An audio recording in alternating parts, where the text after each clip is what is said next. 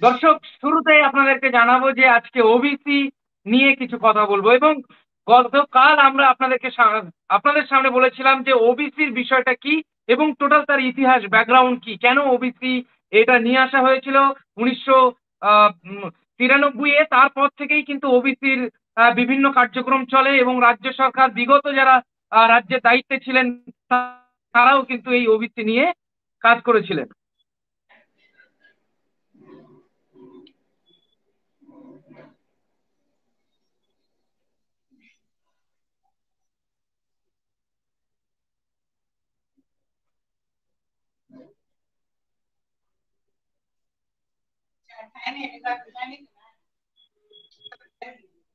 দর্শক, একটু technical problem হয়ে গেছিল, সেজন্য আমরা মানে শুরুতেই একটু ঘটে গেছিল। যাই হোক, যে কথাই ছিলাম দর্শক, ওবিসি কারা? প্রথম প্রশ্ন, যদি ওবিসি বাতিল হয়, আজ আজ 2 মাস 11 দিন হয়ে গেল, এখনো পর্যন্ত যারা ওবিসি, অর্থাৎ যেসব সার্টিফিকেট বাতিল হয়েছে 5 লক্ষর অধিক, যেসব সার্টিফিকেট বাতিল হয়েছে যারা যোগ্য, তারা তাহলে কি ওবিসি নয়? তারা কি ব্যাকওয়ার্ড নয়? তাদের সংরক্ষণ কোথায়? আজ 2 মাস 11 দিন হয়ে গেল। তাহলে কি আসলে যারা ওবিসি তাদের কি বঞ্চনা করা হচ্ছে? এই প্রশ্ন রয়েছে। সাথে এই ওবিসি যে বাতিল হলো, এখনো পর্যন্ত কোর্ট যে রায় দিয়েছিল 5 লক্ষে, যেগুলো অনিয়ম হয়েছে, দুর্নীতি হয়েছে, রাজ্য সরকারের বিরুদ্ধে সেই অভিযোগ উঠেছে, যারা ওবিসি সেই সময় সার্টিফিকেট করেছিল তারা কিন্তু এই দুর্নীতি করেছে, তার জন্য ওবিসি সার্টিফিকেট বাতিল হয়েছে। কিন্তু এর ভিতরে তো যারা যোগ্য রয়েছে, সত্যিকারের তারা যোগ্য, তাদের ওবিসি সার্টিফিকেট রয়েছে। হ্যাঁ, তার আগে আপনাদেরকে একটা বিষয় জানিয়ে রাখছি যে গতকাল আমরা বলেছিলাম যে একদিকে প্রধানমন্ত্রী ওবিসি নিয়ে, কিন্তু বাংলার ওবিসি যে বাতিল হয়েছিল একদম ভোট প্রাককালে, ভোট চলছে তার মধ্যেই দেশের প্রধানমন্ত্রী তিনি জনসভা থেকে কিন্তু এই ওবিসি নিয়ে কিন্তু কটাক্ষ করেছিলেন, নিশানা করেছিলেন মুখ্যমন্ত্রীকে বাংলা। তারপরে দেশের স্বরাষ্ট্রমন্ত্রী অমিত শাহ তিনিও কিন্তু এই ওবিসি নিয়ে কথা বলেছিলেন। অর্থাৎ ওবিসিটা নিয়ে কিন্তু গোটা দেশ জুড়ে কিন্তু একটা, বাংলার যে ওবিসি বাতিল হয়েছিল সেই গোটা দেশ জুড়ে কিন্তু একটা রাজনৈতিক তরজাতে ছিল। আর সেই ওবিসি কিন্তু এতদিন পার হয়ে গেল, 2 মাস অধিক হয়ে গেল, এখনো সেই ওবিসির ব্যাপারে কোনো কোনো কোনো এর ব্যাপারে কোনো রায় আসেনি। অর্থাৎ এর আসলে এদের ভবিষ্যৎ কি রয়েছে, যে সব ওবিসি বাতিল হয়েছে তাদের ভবিষ্যৎ কি রয়েছে, এ নিয়ে নানান প্রশ্ন রয়েছে। তার আগে আপনাদেরকে আজকে পরিচয় করে দেবো, আমাদের সঙ্গে রয়েছেন ইমরান খান, তিনি রয়েছেন। আমরা তার সঙ্গে ওবিসি বিষয় নিয়ে আলোচনা করব। তো প্রথমে আপনাকে আইপিএন বাংলায় আহ, ধন্যবাদ জানাবো আপনার সময় দেওয়ার জন্য।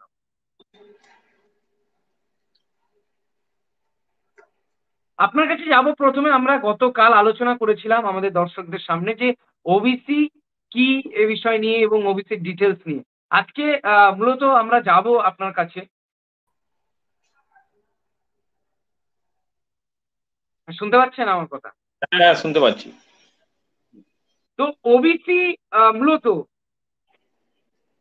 যেসব ওবিসি বাতিল হয়েছে তাদের ভিতরে তো অনেক যোগ্য রয়েছে, যারা ওবিসি প্রাপ্ত, যাদের সংরক্ষণ দেওয়া হয়েছিল এবং তাদেরকে নিয়ম মেনেই করা হয়েছিল। তাহলে তাদের কি হবে? আজ 2 মাস 11 দিন হয়ে গেল, কি বলবেন? দেখুন, যে মহামান্য আদালতের যে রায় এলো, যে 2010 সালের পর থেকে যে ওবিসি গুলো মানে ওবিসি ক্যাটাগরিতে যারা সংরক্ষণ পেয়েছে, যারা বিভিন্ন এক্সাম ক্র্যাক করেছে ওবিসির সাপোর্টের ভিত্তিতে, ঠিক আছে? শুনতে পাচ্ছেন তো? তো আমার প্রশ্ন, যেখান থেকে এই ঘটনার সূত্রপাত, মানে বর্তমান 2024 সালে যেখান থেকে ঘটনার সূত্রপাত, যেখান থেকে একটি নির্দিষ্ট রায় এলো যে এই 10 লাখ ওবিসি বাতিল, তাই তো? তো আমি বলছি 5 লাখ হবে দু হাজার ওটাকে, দশ 5 লক্ষ। সাল আমি যেটা বলছি, কিন্তু আমি দায়িত্ব নিয়ে বলছি, ব্যক্তিগত দায়িত্ব নিয়ে বলছি। 2010 সালে পরে যারা চাকরি পেয়েছে, কে ভুয়ো আছে কে ঠিক আছে সেটা তদন্তের বিষয় রয়েছে রেসপেক্টিভ ডিপার্টমেন্টের, ঠিক আছে? কিন্তু যেটা আমি জানি, যেটা দায়িত্ব সহকারে আমি বলতে পারি, এর মধ্যে একাধিক জুডিশিয়াল অফিসার রয়েছে। কারা রয়েছে? জুডিশিয়াল অফিসাররাও এই ওবিসির লাভ নিয়েছে 2010 সালের পরে। কথাটা মাথায় ঢুকছে তো?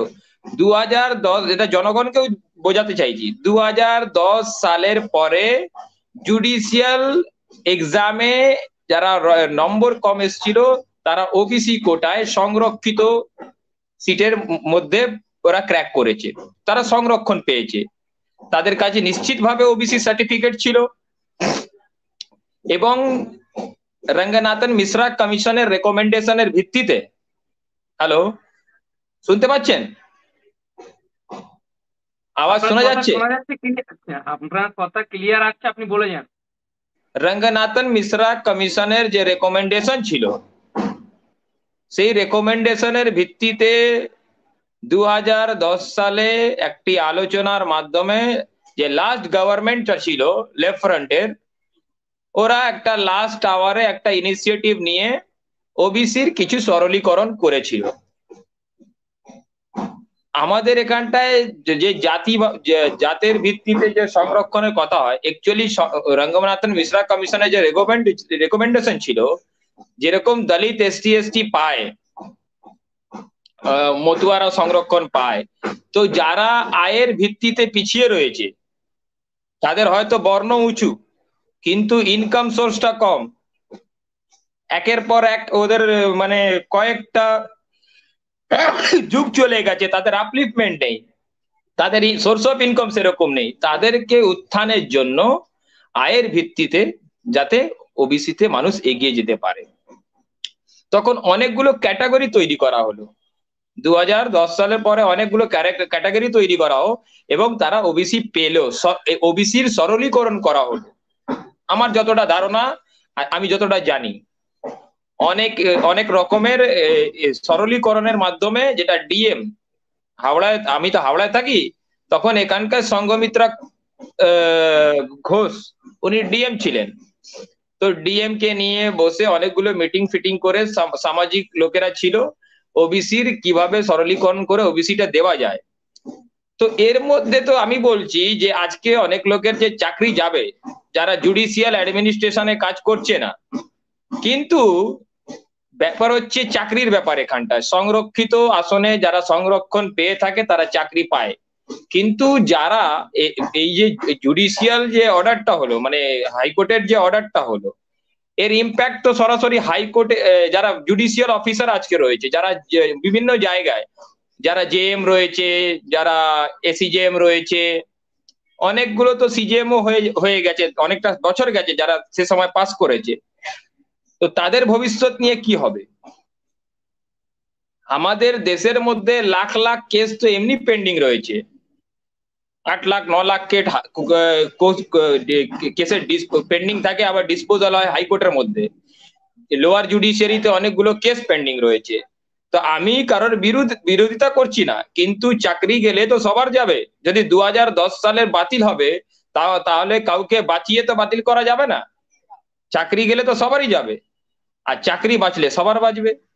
একদম যারা ফেক ফেক ভাবে তৈরি করেছে, যারা মানে দুর্নীতি করে তৈরি করেছে, যারা ওবিসির গাইডলাইন্সটা ফলো করেনি, তাদের গেলে আলাদা ব্যাপার, কিন্তু ম্যাক্সিমাম লোকেরা তো ওখানটায় নিজের দাদু, নিজের বাবা, পুরো জিনিওলজি দিয়ে এটা প্রমাণ করেছে যে আমি আনসারি, আমি মুচি, আমি ধোপা, এইভাবে তো ক্যাটাগরিতে ওরা করেছে, নিজের বংশের পুরো বিবরণ দিয়েছে, ফ্যামিলি চার্ট দিয়েছে, তাদের শিক্ষাগত যোগ্যতা দিয়েছে। এবং এই যে ওবিসি, এসসি এসটি এর এর আনার পেছনে কারণটা কি? আপলিফমেন্ট, সমাজের পিছিয়ে পড়া লোককে, যারা সংরক্ষিত আসন, যারা সংরক্ষণ, যাদের সোর্স অফ ইনকাম সেরকম নেই, তারা সমাজের সমান ধারায় তাদের আনার জন্য একটু আপলিফট করা হয়। আমার ছেলে তো গিয়ে লন্ডনে পড়তে পারবে না, আমার ছেলেকে তো যেতে হবে জেএনইউ, বিএইচইউ, আলিগড় মুসলিম ইউনিভার্সিটি। তো আমাদের যদি স্কলারশিপ পাওয়া যায় না, আমরা যদি সংরক্ষণে লাভ না পাই, আমরা মানে কি, আমরা বলতে মুসলিম শুধু নয়, সমস্ত লোকেরা যারা ওবিসির ক্যাটাগরিতে আসছে, তো তারা যদি লাভ না পায়, আর আমি এটা সবথেকে গুরুত্বপূর্ণ দিক তুলে ধরলাম আজকে, যে আমি মানে একেবারে চ্যালেঞ্জ ছুড়ে বলছি, 2010 সালের পরে ওবিসির মাধ্যমে অনেকগুলো জুডিশিয়াল অফিসার পাস করে গেছে। তাদের কি হবে মহামান্য আদালত বলুক, কি তাদের চাকরি বাতিল হবে? আমি চ্যালেঞ্জ করে বলছি তাদের চাকরি যাবে না, কেন? তারা জুডিশিয়াল অ্যাডমিনিস্ট্রেশনে রয়েছে। তাহলে কি হচ্ছে ব্যাপারটা? আদালতকে এর উপরে বিচার করা উচিত, যে আজকে লাখে লাখে লোকেরা বেকার হয়ে যাবে, তাদের চাকরি চলে যাবে, তাদের বেতন এমনি বন্ধ হয়ে যাবে, তাদের ভবিষ্যৎ রয়েছে। আমি বলছি না কি দুর্নীতিকে আমি সাপোর্ট করব না, যদি কোন রকম দুর্নীতি হয়ে থাকে তাকে শাস্তি দেওয়া উচিত, কিন্তু তার মানে একেবারে সবাইকে স্ক্র্যাপ করে দেওয়া হবে, এটা তো ঠিক নয়। আর যদি সত্যি 2010 সালের পরে এই যতগুলো ওবিসি হয়েছে সবকটা যদি স্ক্র্যাপ হয়, তাহলে বলছি অনেকগুলো অনেকগুলো সরকারি কর্মচারীরা যাবে, যার মধ্যে জুডিশিয়াল অ্যাডমিনিস্ট্রেশনেও রয়েছে। তাহলে কি হবে? কি তাদের চাকরি যাবে? আপনি আপনি ভাবতে পারেন? আমি বলছি তাদের চাকরি যাবে না। তাহলে মরবেটাকে, বলির পাটা হবেটাকে? এসবকে অনেক ভাবনা চিন্তা করতে হবে। এখানে একটা প্রশ্ন আসছে যে হ্যাঁ, যারা এখনো পর্যন্ত প্রসেসিং এ আছে, অর্থাৎ চাকরি এখনো পায়নি, তারা ওবিসি হ্যাঁ, সার্টিফিকেট দিয়েছিল বা যে ক্যাটাগরি তাদের যে সংরক্ষণ দেওয়া হয়েছিল, সেই সংরক্ষণে তারা কিন্তু প্রসেসিং এ আছে, সে চাকরি হতে পারে, কেউ পরীক্ষা দিয়েছে, কেউ উত্তীর্ণ হয়েছে, কেউ প্রায় কাছাকাছি রয়েছে, রিক্রুটমেন্ট হবে খুব তাড়াতাড়ি। তো এই তাদের প্রশ্ন হচ্ছে যে তাদের তো ওবিসি দেখেই হয়েছিল, সেই সংরক্ষণেই তাদের ওই পর্যন্ত এগিয়েছে কাজ, তাদের কি চাকরি বা তাদের সেটা কি বাতিল হবে? এটা কিন্তু অনেকেই প্রশ্ন করছে। এটা তো আমি বলতে পারি না, এটা তো মহামান্য আদালতের তত্ত্বাবধানে জিনিসটা রয়েছে। মহামান্য আদালত আগামী দিনে কি বিচার করে সেটা দেখার।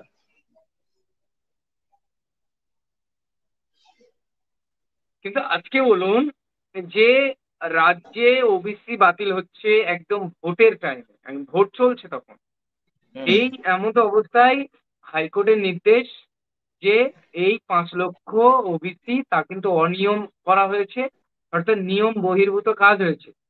হুম, 1993 এ যে ওবিসির যে সেখানে যে ক্যাটাগরি করা হয়েছে যে এই সব ক্যাটাগরিতে যেসব জাতি পড়বে বা ব্যাকওয়ার্ডরা পড়বে তারা ওবিসির আওতায় আসবে, সেই জায়গায় দেখা গেল যে যারা ওবিসি সেই সময় পেয়েছিল আমি আজকে এটা তাদের এখানটা বাতিল বলা মাঝখানে হয়েছে। বলতে হচ্ছে আমাকে, অনেকগুলো কমিটি তৈরি হয়েছিল ইউপিএ 1-এ, ইউপিএ 2-তে। ইউপিএর যে দুটো গভর্নমেন্ট ছিল তাতে অনেকগুলো কমিটি তৈরি হয়েছিল, এবং শুধু কোনো পার্টিকুলার একটা ধর্ম জাতিকে নিয়ে কোনো কমিটির মানে ইনকোয়ারি হয়নি, কিংবা কোনো রেকমেন্ডেশনও কোনো একটা ধর্ম জাতিকে নিয়ে হয়নি।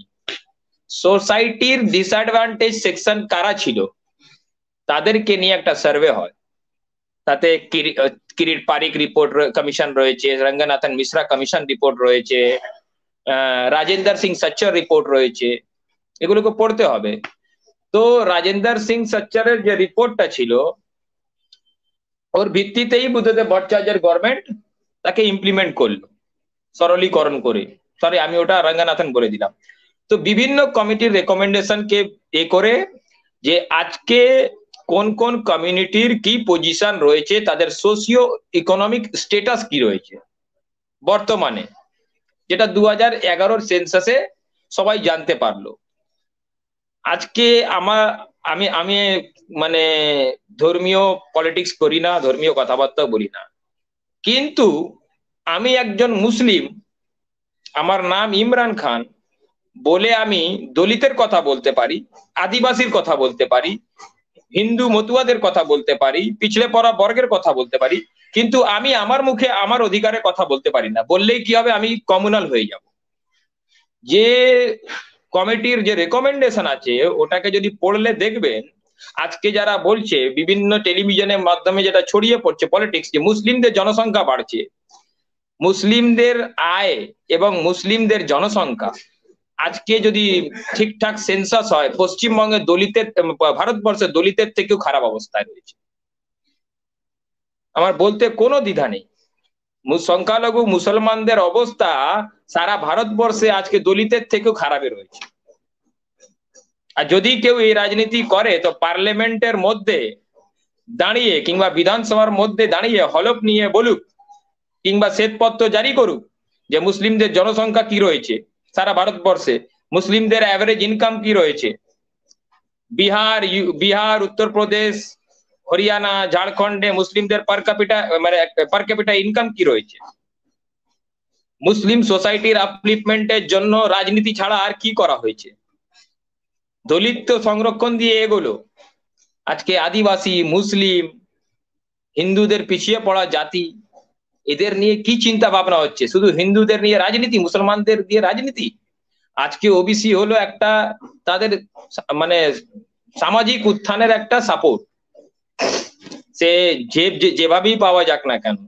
কিন্তু দুর্নীতিকে আমি কোনোদিন প্রশ্রয় দিইনি, কিন্তু একটা মোরাল সাপোর্ট আমাদের সোসাইটির লোকের কাছে সবসময় থাকে যে একটা যদি সমাজের একটা শ্রেণীর লোক যদি এগিয়ে যায় তারা কিন্তু, আর আমি এটারও পক্ষপাতী নয় যে সারা জীবন একটা সংসারকে সাপোর্ট দিয়ে যাওয়া, যে সংরক্ষণ একটা লোক পেলো, তার ছেলেরা তার পরিবার যদি ঠিকঠাক হয়ে গেল, সেটাল হয়ে গেল, তাহলে ঠিক আছে, নিজের সামলাতে পারে।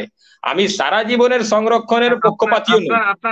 আপনি যেটা বলছেন যে এখানে মুসলমানদের সেইভাবে সংরক্ষণ নেই বা মুসলমানদের যে ক্যাটাগরিতে ফেলা হয়েছিল সেখানে মুসলমানদের নেই, কিন্তু অপরদিকে আমরা যদি দেখি যে কতটা চাকরি পেয়েছে বলুন না, কতটা চাকরি পেয়েছে। আমার কথাটা আগে শুনুন, যে দেশের স্বরাষ্ট্রমন্ত্রী তিনি জনসভা থেকে গিয়ে বলছেন যে রাজ্যে, পশ্চিমবঙ্গে যিনি এই বর্তমান সরকার রয়েছে, মমতা ব্যানার্জির সরকার, এই সরকার মুসলমানদেরকে সংরক্ষণ দিচ্ছে, আদার্স দলিত আদিবাসীদেরকে কেটে তাদেরকে ওবিসিতে নিয়ে আসছে। তো এই জায়গায় যে একজন দেশের স্বরাষ্ট্রমন্ত্রী সে যখন এই কথা বলছে, এই জায়গাটা কি তাহলে আপনি কিভাবে বলতে পারেন যে বাংলায়? আচ্ছা, আমি একটা কথা বলছি, গান্ধীজির আন্দোলনের সময় যারা গান্ধীজি কিংবা পণ্ডিত জওয়াহরলাল নেহরুর সঙ্গে যারা টুপি লাগিয়েছিল তারা মুসলমান, আর সারা ভারতবর্ষে যে ওই আন্দোলনের মার খেয়েছে, তারা মৃত্যুবরণ করেছে, শহীদ হয়েছে, তাদের মাথায় টুপি ছিল না, তাদের নাম হয়তো রহিম ছিল, কারোর নাম হয়তো রাম ছিল, তারা মুসলিম নয় আর তারা হিন্দু নয়। তিলক লাগিয়ে জয় শ্রীরাম বললে হিন্দু হব, আর টুপি লাগিয়ে ঘুরে বেড়ালে রাজনীতি করলে মুসলমান হব? এটা এদের রাজনীতি, অমিত শাহ আর দিদিমণির রাজনীতি। এটা মাথায় ঢুকলো তো? না, কিন্তু দেশের স্বরাষ্ট্রমন্ত্রী তিনি মমতা ব্যানার্জির বিরুদ্ধে বলছেন, দেশের স্বরাষ্ট্রমন্ত্রী মমতা ব্যানার্জি যেই দেশের স্বরাষ্ট্রমন্ত্রী মমতা ব্যানার্জি যে টুপি আলাদেরকে নিয়ে শহীদ মিনারের মঞ্চে যায়, দেশের স্বরাষ্ট্রমন্ত্রী তাদের মুসলমান ভাবে। আর যে ইমরান খান ন্যাশনাল ডিবেট করছে সুধাংশু দ্বিবেদীর সঙ্গে, সম্বিত পাত্রার সঙ্গে, সে কিন্তু মুসলমান নয়। টুপি লাগালে মুসলিম, টুপি না লাগালে মুসলিম নয়। কিন্তু আমার প্রশ্ন হচ্ছে, আপনার কাছে আমার যেটা জানা হচ্ছে যে দেশের প্রধানমন্ত্রী হোক, স্বরাষ্ট্রমন্ত্রী হোক, তারা কিন্তু যখন জনসভাতে যাচ্ছেন তারা সেই সময়তে কিন্তু এই মমতা ব্যানার্জির বিরুদ্ধে বলছেন এবং বলছেন যে মুসলমানদেরকে কেটে ওবিসি দেওয়া হয়েছে। একদম তার প্রমাণ আপনি চাইলে আমি দর্শকদেরও দেখাতে পারি, যেখানে দেশের স্বরাষ্ট্রমন্ত্রী এখানে অনেকটা স্ক্রিন ঘোলা হয়ে যাচ্ছে, তো আমি দেখালে হয়ে যাচ্ছে। সেখানে দেশের স্বরাষ্ট্রমন্ত্রী বলছেন যে মমতা ব্যানার্জির সরকার পশ্চিমবঙ্গে মুসলিম তোষণ করছে এবং মুসলিমদেরকে তুষ্ট করার তিনি ব্যবস্থা করছে। অপরদিকে আপনি বলছেন যে রাজ্যের যেসব মুসলিম রয়েছে তারা সেভাবে সংরক্ষণে পায়নি বা তাদেরকে সঠিক পাওনা দেওয়া হয়নি। সংরক্ষণ তো ছাড়ুন, আজকে রাজ্যে এই 2014-র আগে যা অবস্থা ছিল এই তৃণমূল সরকারের সময়, আর 2014-র পর থেকে এই তৃণমূলের যে কি চেহারা হয়েছে এই সরকারের, এটা তো সাধারণ মানুষ জানে। আজকে আনিস খান রাত্রে অন্ধকারে পুলিশ গিয়ে খুন করছে, ডোলাহাটের কাণ্ডটা কি হলো? পুলিশ কাস্টোডিয়াল ডেথ, মেরে মেরে দিচ্ছে পুলিশ। আজকে কি হয়েছে? কাকে খুশি করতে চাইছে এই গভর্নমেন্ট? এর আগে তো আমি পুলিশের এত অভিযোগ শুনিনি। না কিন্তু তার মানে জাস্টিস আপনি অমৃতা কোন সিনহা, দিকে না ইঙ্গিত শুনুন, করতে চাইছেন? রাজ্য সরকার পুরোপুরি ওই যে দেশের স্বরাষ্ট্রমন্ত্রী, প্রধানমন্ত্রী তার বিরোধিতা করছে, কিন্তু রাজ্যের কে সরকার বিরোধিতা তাদের সাপোর্ট করছে? করছে। কেউ বিরোধিতা করছে না। নবীন হ্যাঁ, পটনায়ক এটা তো সরকার ছিল। পরিষ্কার, দেশের প্রধানমন্ত্রী নবীন পটনায়ক, নরেন্দ্র শুনুন মোদী। শুনুন, নবীন পটনায়কের সরকার ছিল, মুখ্যমন্ত্রী এখান থেকে গিয়ে অমিত শাহের সঙ্গে ওই রাজ্যে দেখা করতেন। আজকে অমিত শাহ আসে নবান্নে দেখা করে যায়, কোন প্রেসের সাহস হয় যে প্রশ্ন করবে দিদিমণিকে যে অমিত শাহ কি কথা বলে গেল নির্বাচনের আগে? সব জল ঘোলা রয়েছে। আমার কথা, যদি মুসলিমদের এখানটায় চাকরি পাচ্ছে, তো আপনি 2 কোটি টাকা, 2 কোটি চাকরি দেবে বলে এসেছিলেন যে বছরে 2 কোটি চাকরি দেবে মোদী গভর্নমেন্ট। আরে ভাই, কম্পিটিশন করুন না মমতা ব্যানার্জি আর আপনারা। কিন্তু দুজনেই তো হিন্দু মুসলিমকে নিয়ে রাজনীতি করছে। না হিন্দু এখানটায় কিছু বিশেষ সুবিধা পেয়েছে, না মুসলিমরা পেয়েছে। আপার কাস্ট মুসলিম, আপার কাস্ট হিন্দু পেয়েছে, বাকি কেউ পায়নি। আমি তো বলছি বছরে 2 কোটি যদি আপনি চাকরি বলেছিলেন, তো বছরে 2 কোটি চাকরি 2014-র পর থেকে এখন ক্যালকুলেশন করে হিন্দুদের 1 কোটি দিয়ে দিন না, বাকি বাকি সবাইকে 1 কোটির মধ্যে ডিভাইড করে দিন। আপনি তো হিন্দুদের সঙ্গেও বিশ্বাসঘাতকতা করেছেন। যে ভোট ব্যাংকটা নিয়ে আপনি এত নাচানাচি করেছেন, তার প্রতিফলটা উত্তরপ্রদেশে দেখা গেল। হিন্দুদেরকেই চাকরি দিন না, যদি ও তোষণ করছে মুসলিমদেরকে আপনি চাকরি দিন, কম্পিটিশনটা হোক।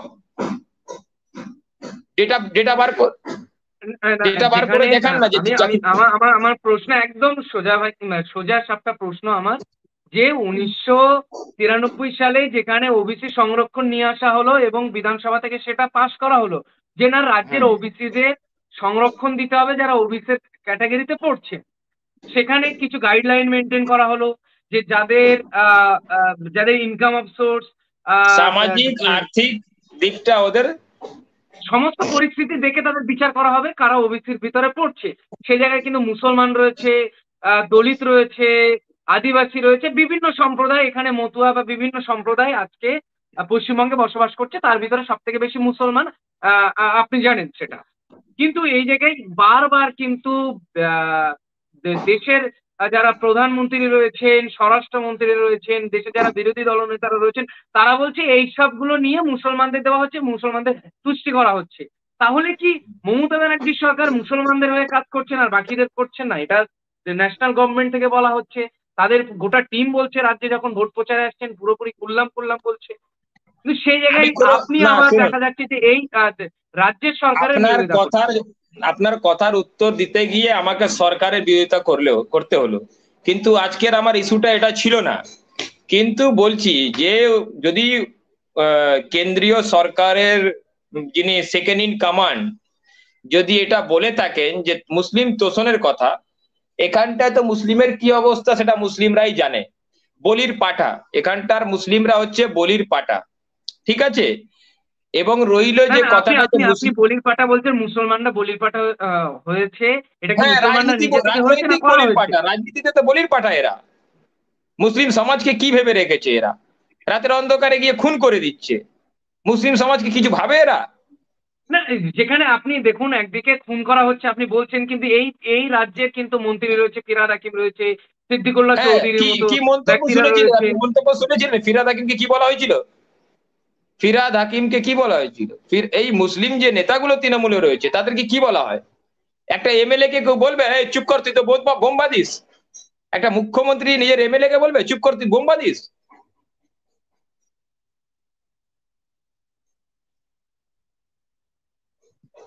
ইমরান সাহেব, আপনার মনে হচ্ছে ফোনটা রোটেট হয়ে গেছে, হ্যাঁ হ্যাঁ।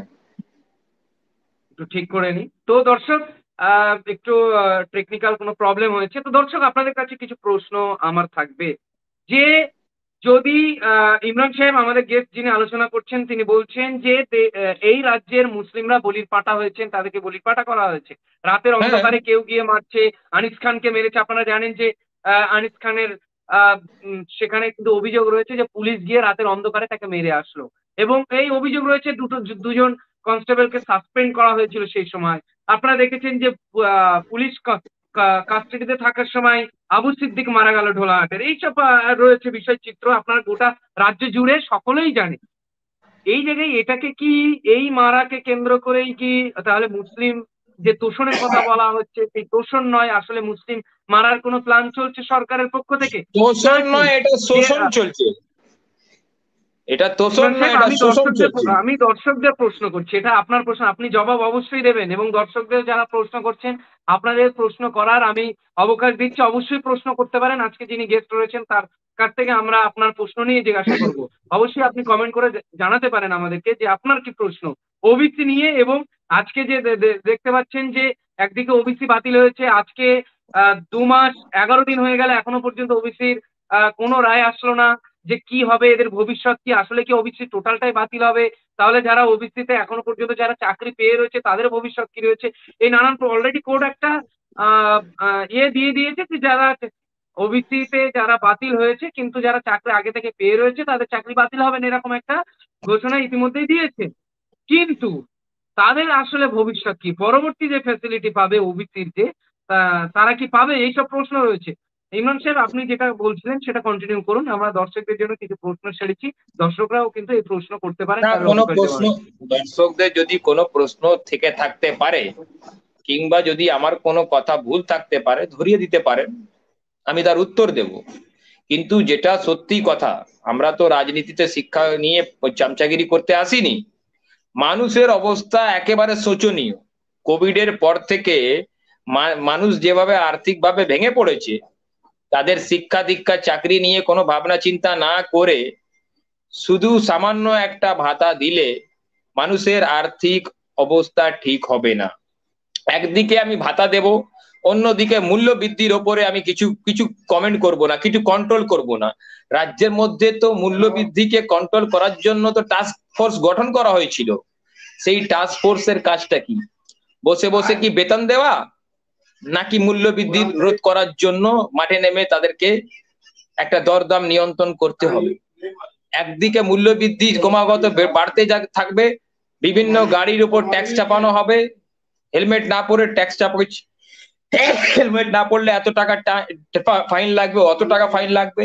তো এই ভাতা দিয়ে লাভটা কি? 1000, 5000, 4000 দিয়ে কি লাভ? সেসব ভাতা তো আবার তুলেই নেওয়া হচ্ছে। রাজ্যের শাসন ব্যবস্থা এইভাবে চলে না, আর কেন্দ্রীয় যে পলিসি সেটাও কিন্তু এইভাবে চলে না। একটা সমাজের মধ্যে একটা সামঞ্জস্য রেখে কেন্দ্র এবং রাজ্য সরকার চলতে পারে। যদি মানুষকে, জনগণকে কেউ হালকা ভেবে নেয়, জনগণকে যদি কেউ অবহেলা করে, তাহলে আশেপাশের যে আমাদের মানে বন্ধু রাজ্য রয়েছে তাদের যে নজিরগুলো রয়েছে, সেটা মানুষ কিন্তু সেদিকে ভাবনা চিন্তা শুরু করবে।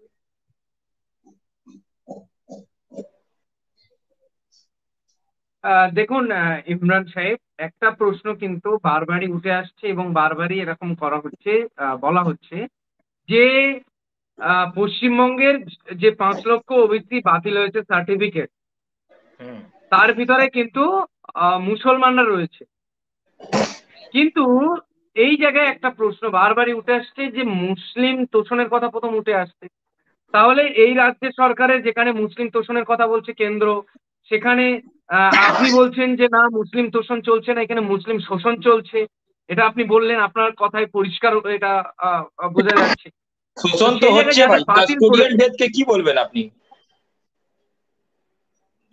মহামান্য বিচারপতি যেখানটা পোস্টমর্টম করাচ্ছেন কবর থেকে তুলে, তা কি বিচারপতির ওপর আমাদের আস্থা নেই? উনি কি ভুল ভুল ভুল নিজের করে দিচ্ছেন? উনি তো একটা বিচারপতি, সে তো তথ্যের ভিত্তিতে কোনো স্টেপ নেন, তাকেও আমরা মানবো না, তাকেও কাঠগড়ায় দাঁড় করিয়ে দেবো কুণাল ঘোষের মতো? মানতে হবে তো, বিচার ব্যবস্থাকে তো মানতে হবে, সম্মান করতে হবে। হ্যাঁ, বিচার ব্যবস্থাকে সম্মানও করতে হবে।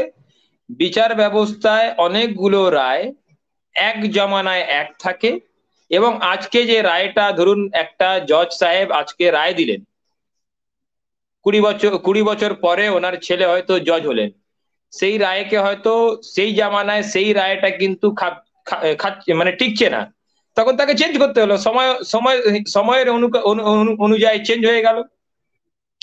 আমাদের যে ডিওয়াই চন্দ্রচূড় সাহেব ছিলেন, ডিওয়াই চন্দ্রচূড় সাহেবের বাবাও তো রায় দিয়ে গেছিলেন।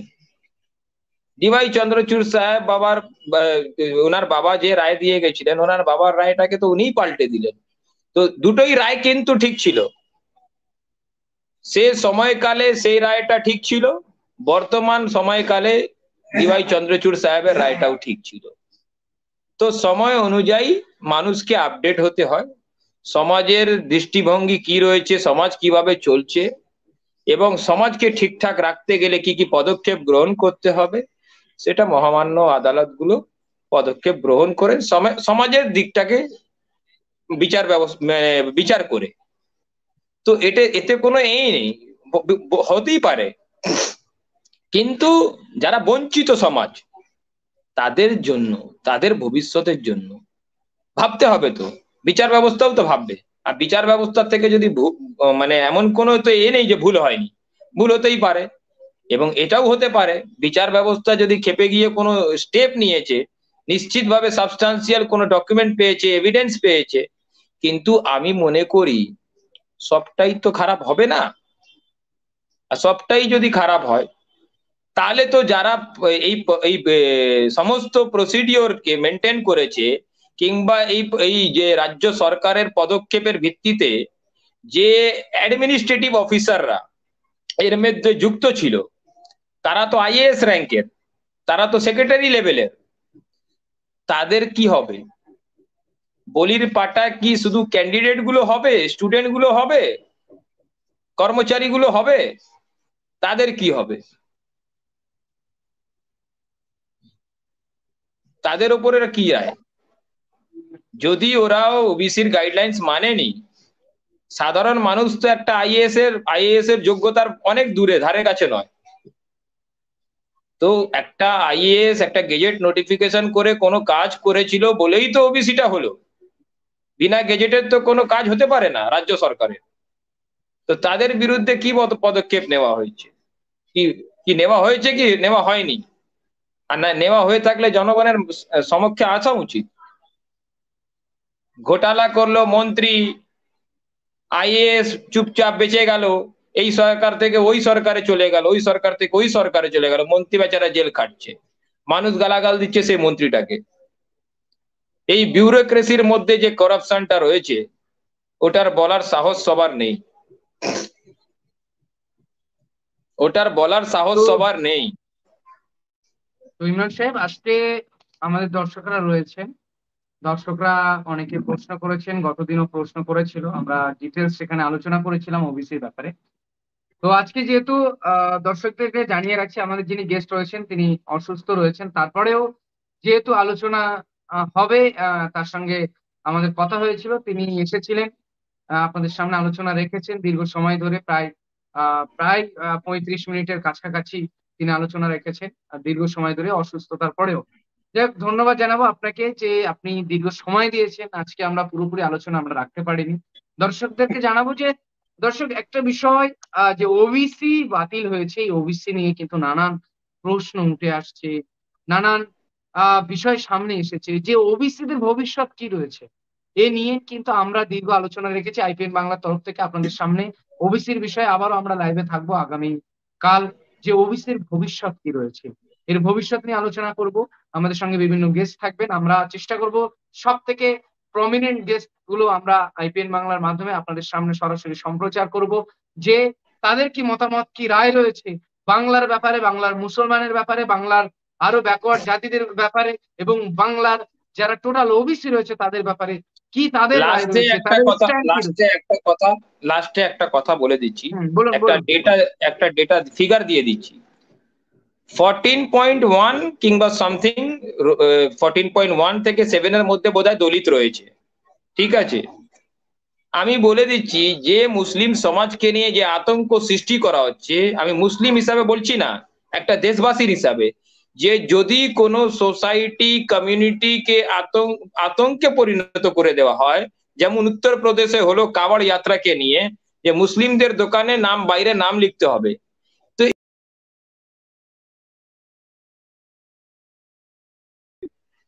তারা তো টার্গেট হয়ে যাবে, তাদের দোকানপত্র লুটমার হয়ে যাবে। আমি বলবো না যে হিন্দুকেও লিখতে হবে নিজের নামের নাম, না মুসলিমকে লিখতে হবে, লাস্টে সুপ্রিম কোর্ট ইন্টারভেন করলো, সেটা জানেন তো আপনারা। তো এই যে মুসলিম জনসংখ্যা, আমি চ্যালেঞ্জ করে বলছি, সেন্সাস করে দেখে নিক, ভারতবর্ষের মধ্যে মুসলিম 14%-এর নিচে চলে এসছে। মুসলিম জনসংখ্যা 14%-এর নিচে চলে এসছে সারা ভারতবর্ষে। ঠিক, আপনাকে বিদায় জানাবো আমরা। তার আগে দর্শকদের কাছে বিষয়, যে দর্শক আপনাদেরকে অবকাশ দেওয়া হয়েছিল প্রশ্ন করা, আপনারা প্রশ্ন করতে পারেন এবং আমাদের কন্টিনিউয়াসলি প্রোগ্রাম চলবে। আপনারা অবশ্যই আপনাদের প্রশ্ন রাখতে পারেন আমাদের চ্যানেলের মাধ্যমে। আমরা প্রশ্নগুলো আমাদের গেস্ট দ্বারা আপনাদের উত্তর দেওয়ার চেষ্টা করব। এবং দর্শক, আজকে এই পর্যন্তই ওবিসি নিয়ে। পরবর্তী আপডেট আমরা আপনাদেরকে জানিয়ে রাখছি, যে পরবর্তী আপডেট হচ্ছে আমরা বাংলা ভাগ নিয়ে লাইভে থাকবো রাত 9টা থেকে।